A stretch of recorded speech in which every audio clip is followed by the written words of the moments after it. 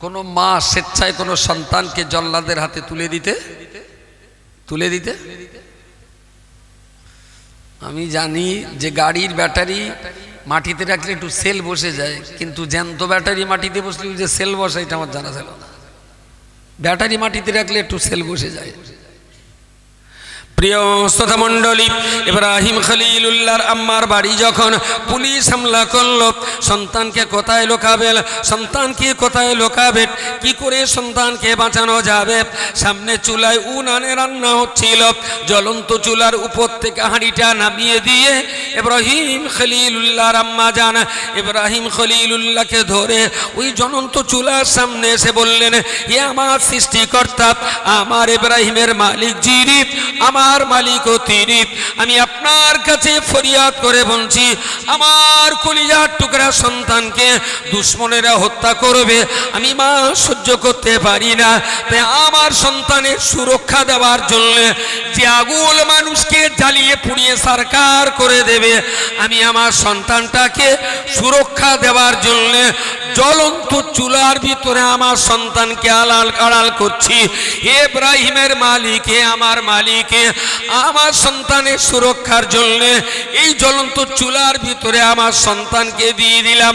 মালিক, আগুনের হাত থেকে তুমি আমার সন্তানটাকে সুরক্ষা দিও। চুলোর ভিতরে ইব্রাহিম নবীকে জ্বলন্ত চুলায় ফেলে দিলেন। উপরে হাঁড়ি আবার চাপিয়ে দেওয়া হলো। নমরুদের পুলিশ চলে গেল। বাচ্চা সন্তানের সন্ধান করতে করতে কোথাও যখন পাওয়া গেল না, ওরা ভাবলো তাহলে বাচ্চা নিশ্চয়ই আগের পুলিশ কেউ নিয়ে গেছে। পুলিশ যখন চলে গেল, বাচ্চার সন্ধান পেল না। ইব্রাহিম খলিলুল্লাহর আম্মা চুলার পাশে যে হাঁড়িটা নিচে নামিয়ে এবারে ওই চুলার ভিতরে হাত দিয়ে যখন তুলতে যাবেন, দেখলেন ইব্রাহিম খলিলুল্লাহ আলাইহিস সালাম ওই চুলোর ভিতরে জ্বলন্ত আগুনের আঙ্গার নিয়ে তিনি খেলা করছে। এখনই এসেছেন, আপনাদের অনেকেরই সাথে পরিচয় না থাকারই কথা। জনাব হযরত মাওলানা নুরুল্লাহ সাহেব, উনি দক্ষিণ 24 পরগনা ধোলাহাট থানার ফকির সাহেব বলে একজন খুব গুণীজন ব্যক্তি ছিলেন। ফুরফুরা পীর সাহেব কেবলার একান্ত প্রিয়জন। তাঁরই আদর্শে অনুপ্রাণিত জেলার একজন উল্লেখযোগ্য খাদেম। তাঁরই নাতি ছেলে, অর্থাৎ চতুর্থ প্রজন্ম। ওনার আব্বা ছিলেন মরহুম মগফুর আল্লাহ হযরত মাওলানা আব্দুর রহিম সাহেব, যিনি মুফতি সাহেবের সঙ্গে সমসাময়িক একই সঙ্গে পড়াশোনা করেছেন। তাঁরই সুযোগ্য সাহেবজাদা হযরত মাওলানা নুরুল্লাহ সাহেব অনেক কষ্ট করে এতটা রাস্তা অতিক্রম করে এসেছেন। জামিয়ার পক্ষ থেকে আমরা হযরতকে হার্দিক অভিনন্দন জানাচ্ছি। এছাড়াও মঞ্চে আরও বাকি যারা আছেন সবাইকেই কম বেশি আপনাদের সঙ্গে চেনা জানা আছে। আমি কোরআনুল কারীমের যে আয়াতটি পড়েছি, ইন্নাল্লাহা আশতারা মিনাল মুমিনিন, আল্লাহ পাক রব্বুল আলামিন ইমানদার বান্দার কাছ থেকে কিনে নিতে চান। ইমানদার বান্দার কাছ থেকে আল্লাহ কিনতে চান, ক্রয় করতে চান। আনফুসাহুম ওয়া আমওয়ালাহুম, ইমানদার বান্দার দেহ এবং অর্থবিত্ত আল্লাহ কিনে নিতে চান। বিআন্না লাহুমুল জান্নাহ, জান্নাতের বিনিময়। তো বান্দা যখন আল্লাহর কাছ থেকে জান্নাতের বিনিময়ে নিজের অর্থবিত্ত আর দেহকে বিক্রি করে দেন, ফায়াকতুলুনা ওয়া ইউকতালুন, তখন সেই বান্দা নিজে যুদ্ধে গমন করে কখনো অন্যকে মারেন, আবার কখনো নিজেও মরেন। ওয়াদানা আলাইহা হাক্কান, আল্লাহ পাকের এই ওয়াদা হলো সত্য। যাদের দেহ এবং অর্থ আল্লাহর খাতায় বিক্রি হয়, আল্লাহ দেহ এবং অর্থের বিনিময়ে ঈমানদারকে জান্নাত দেবেন। ওয়াদানা আলাইহি হক, আল্লাহ পাকের এই প্রতিশ্রুতি হলো অত্যন্ত সত্য। আর এই সত্য কথাটা ফিত তাওরাত ওয়াল ইনজিল ওয়াল কোরআন, এটা তাওরাত, ইনজিল এবং কোরআন আসমানি শ্রেষ্ঠ তিনটি কিতাবে আল্লাহ বর্ণনা করেছেন। ওয়ামান আওফা বিআহদিহি মিনাল্লাহ, ঠিক তারপরেই আল্লাহ বলছেন, এ পৃথিবীর মনুষ্য জাতি, তোমরা আমি আল্লাহ আমার চেয়ে অধিক প্রতিশ্রুতি পালনকারী আর কাউকে কি কখনো তোমরা দেখেছো? ফাস্তাবশিরু, সুতরাং তোমাদের জন্য সুসংবাদ রইল। ওয়াবশিরু ফাস্তাবশিরু বিবাইয়িকুম আল্লাযী কুনতুম তুআদুন ফাস্তাবশিরু বিবাইয়িকুমুল্লাযী বায়াআতুম বি।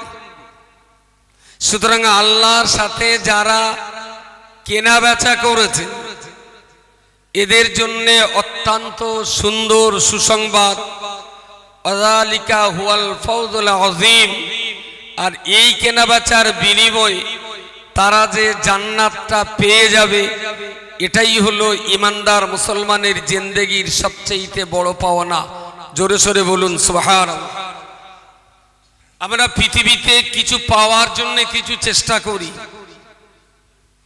কখনো চাকরি পাওয়ার জন্য চেষ্টা করি, কখনো ভালো ব্যবসায়ী হওয়ার জন্য চেষ্টা করি, কখনো ভালো একজন এমএলএ এমপি প্রধান হওয়ার চেষ্টা করি, কখনো একজন বড় অফিসার হওয়ার চেষ্টা করি, এবং আমাদের এই চেষ্টায় আমরা অনেক অংশে সফল হই, আবার অনেক অংশে আমরা বিফলও হয়ে যাই।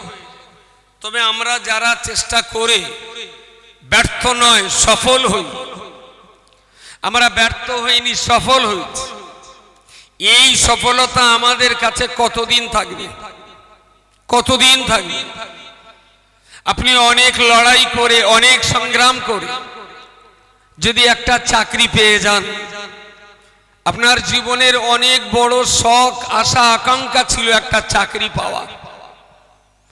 আপনি পুলিশ হয়েছেন, আপনি মাস্টার হয়েছেন, এসপি হয়েছেন, ডিএম হয়েছেন, বিডিও হয়েছেন, কিন্তু জীবনের একটা সময়ে যে আপনাকে কিন্তু এই চাকরি বেঁচে থাকতেও ছেড়ে দিতে হয়। ওকে কি বলে? রিটায়ারমেন্ট। অনেক কষ্ট করে যে চাকরিটা আপনি পেয়েছিলেন, এই চাকরি কিন্তু আপনার জন্য চিরস্থায়ী নয়। 60 বছর হয়ে গেলে চাকরি চলে গেল। আচ্ছা, এই চাকরি মরার পরে আর কখনো গভর্নমেন্ট আপনাকে ফিরিয়ে দেবে বলে মনে হয়?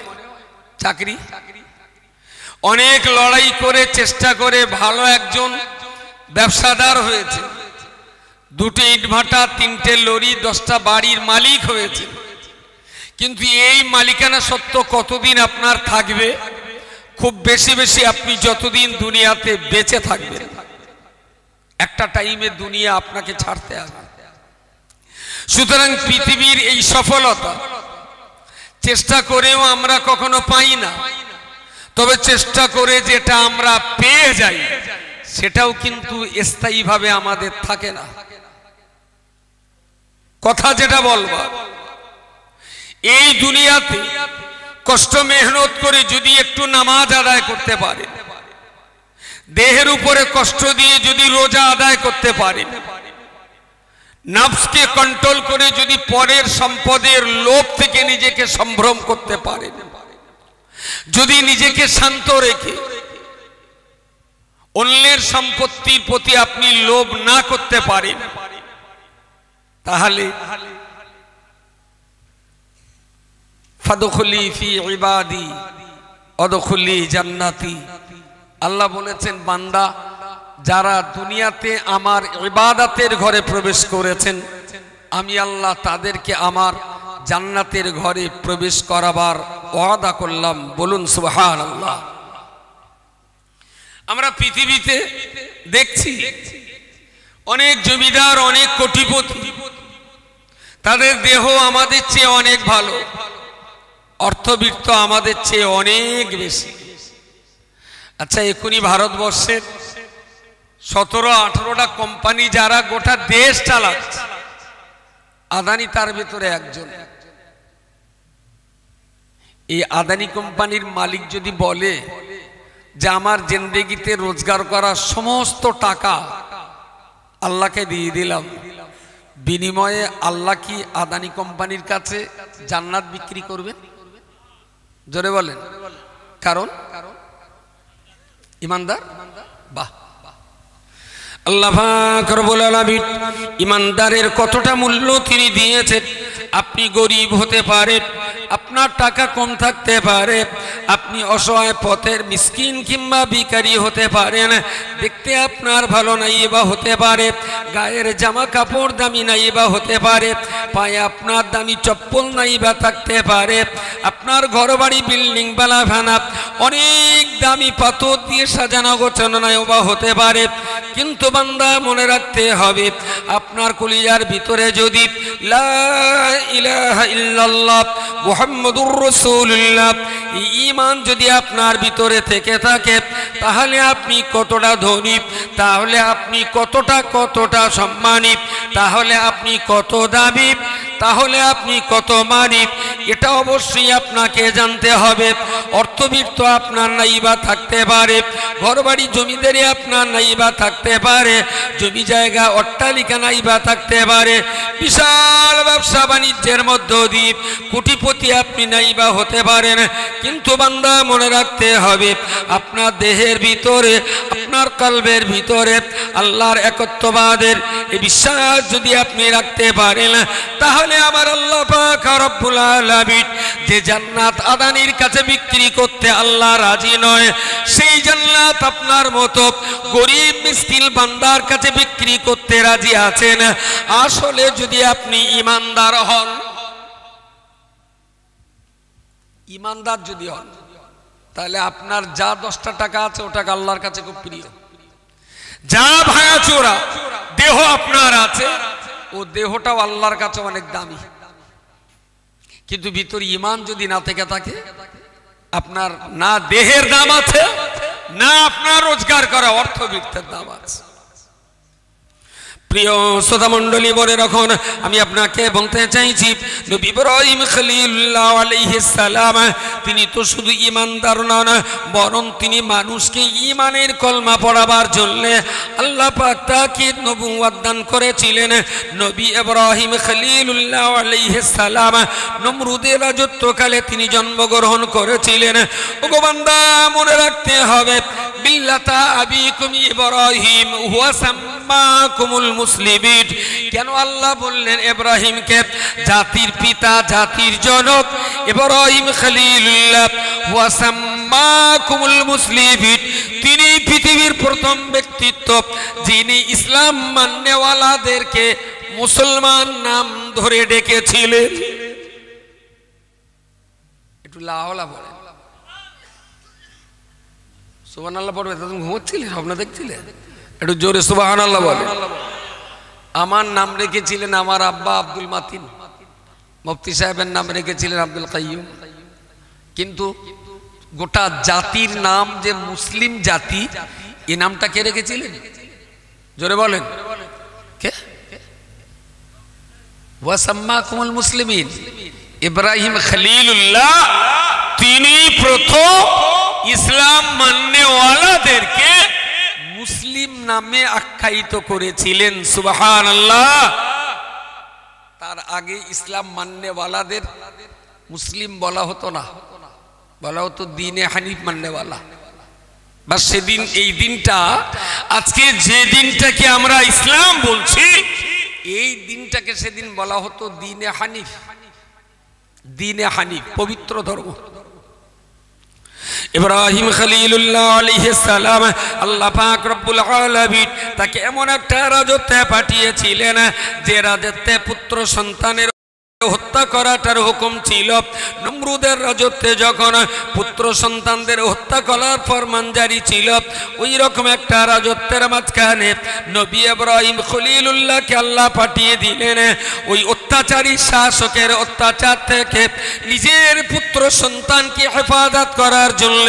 নবী ইব্রাহিম খলিলুল্লাহর মা কান্নায় ভেঙে পড়লেন, আমার কলিজার টুকরা সন্তান পুত্র হয়েছে, এ সন্তান কি একটু পরেই তো রাজদরবারের পুলিশ এসে আমার সন্তানকে হত্যা করে দেবে।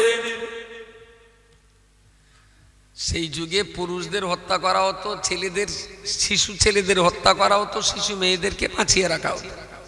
কেন রাখা হতো, কেন মারা হতো? একটা ছেলে নমরুদের রক্ত কেড়ে দেবে। ফেরাউনের যুগে যেমন আইন ছিল একই আইন নমরুদের মতো। মা তো মা, কোন মা স্বেচ্ছায় কোন সন্তানকে জল্লাদের হাতে তুলে দিতে আমি জানি যে গাড়ির ব্যাটারি মাটিতে রাখলে একটু সেল বসে যায়, কিন্তু জ্যান্ত ব্যাটারি মাটিতে বসলে যে সেল বসে এটা আমার জানা ছিল না। ব্যাটারি মাটিতে রাখলে একটু সেল বসে যায়। প্রিয় শ্রোতা মণ্ডলী, ইব্রাহিম খলিলুল্লাহর আম্মার বাড়ি যখন পুলিশ হামলা করলো, সন্তানকে কোথায় লুকাবেন, সন্তানকে কোথায় লুকাবেন, কি করে সন্তানকে বাঁচানো যাবে? সামনে চুলায় উনানে রান্না হচ্ছিল, জ্বলন্ত চুলার উপর থেকে হাঁড়িটা নামিয়ে দিয়ে ইব্রাহিম খলিলুল্লাহর আম্মা জান ইব্রাহিম খলিলুল্লাহকে ধরে ওই জ্বলন্ত চুলার সামনে এসে বললেন, হে আমার সৃষ্টিকর্তা, আমার ইব্রাহিমের মালিক যিনি, আমার মালিকও তিনি, আমি আপনার কাছে ফরিয়াদ করে বলছি, আমার কলিজার টুকরা সন্তানকে দুশমনেরা হত্যা করবে, আমি মা সহ্য করতে পারি না। তাই আমার সন্তানের সুরক্ষা দেওয়ার জন্য যে আগুন মানুষকে জ্বালিয়ে পুড়িয়ে সারকার করে দেবে, আমি আমার সন্তানটাকে সুরক্ষা দেওয়ার জন্য জ্বলন্ত চুলার ভিতরে আমার সন্তানকে আড়াল করছি। হে ইব্রাহিমের মালিক, হে আমার মালিক, আমার সন্তানের সুরক্ষার জন্য এই জ্বলন্ত চুলার ভিতরে আমার সন্তানকে দিয়ে দিলাম। মালিক, আগুনের হাত থেকে তুমি আমার সন্তানটাকে সুরক্ষা দিও। চুলোর ভিতরে ইব্রাহিম নবীকে জ্বলন্ত চুলায় ফেলে দিলেন, উপরে হাঁড়ি আবার চাপিয়ে দেওয়া হলো। নমরুদের পুলিশ চলে গেল, বাচ্চা সন্তানের সন্ধান করতে করতে কোথাও যখন পাওয়া গেল না, ওরা ভাবলো তাহলে বাচ্চা নিশ্চয়ই আগের পুলিশ কেউ নিয়ে গেছে। পুলিশ যখন চলে গেল, বাচ্চার সন্ধান পেল না। ইব্রাহিম খলিলুল্লাহর আম্মা চুলার পাশে যে হাঁড়িটা নিচে নামিয়ে এবারে ওই চুলার ভিতরে হাত দিয়ে যখন তুলতে যাবেন, দেখলেন ইব্রাহিম খলিলুল্লাহ আলাইহিস সালাম ওই চুলোর ভিতরে জ্বলন্ত আগুনের আঙ্গার নিয়ে তিনি খেলা করছেন। আর একটু কি জাজবায় বলা যায় না সুবহানাল্লাহ? সত্যের উপরে যদি থাকা যায়, হকের উপরে যদি থাকা যায়, যে আগুন মানুষকে জ্বালিয়ে পুড়িয়ে সারখার করে আল্লাহর হুকুমে, সেই মানুষ যে আগুন মানুষকে জ্বালিয়ে পুড়িয়ে সারখার করে আল্লাহর হুকুমে, সেই আগুন ইমানদার আল্লাহওয়ালা হকপন্থীদেরকে সুরক্ষিত রাখে। প্রিয় শ্রোতা মণ্ডলী, মা চুলোর ভিতরে হাত ঢুকিয়ে দিলেন, চুলার ভিতরে হাতটা ঢুকিয়ে দিলেন, ইব্রাহিম খলিলুল্লাহকে তুললেন। আল্লাহর নবী ইব্রাহিম খলিলুল্লাহর আম্মার হাতের কিছু পশম পুড়ে গেল, চামড়া কিছু পুড়ে গেল, কিন্তু বাচ্চাটাকে তুলে দেখলেন সম্পূর্ণ ক্ষত অবস্থাতে ইব্রাহিম খলিলুল্লাহ সুস্থ রয়েছেন। জোরে সরে বলুন সুবহানাল্লাহ। আসলে ভবিষ্যতে যে একবার এই ইব্রাহিমকে আবার আগুনে ফেলা হবে, তার মধ্যে একটা রিহার্সাল হলো। বলে ইব্রাহিম খলিলুল্লাহকে পরিণত বয়স তো একবার আগুনে ফেলা হবে। তো হুজুর টস করবে না?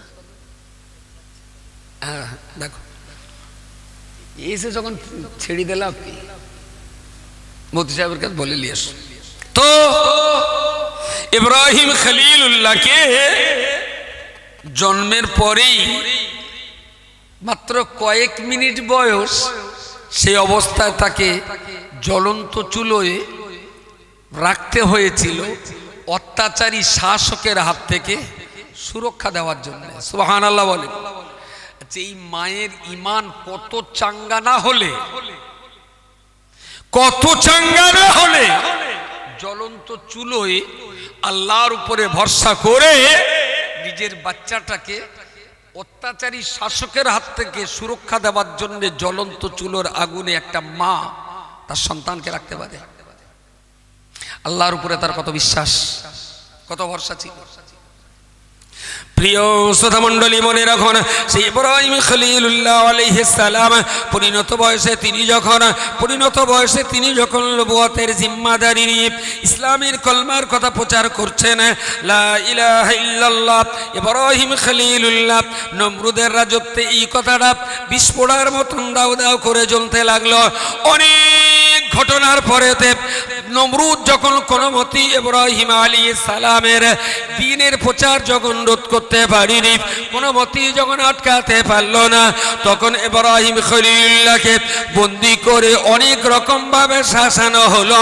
ইব্রাহিম, তুমি তোমার দিনটা ছেড়ে দাও, লা ইলাহা ইল্লা নমরুদ এ কথা তুমি যদি প্রচার করো, তোমাকে অনেক বড় রাজ সিংহাসনে বসতে দেওয়া হবে।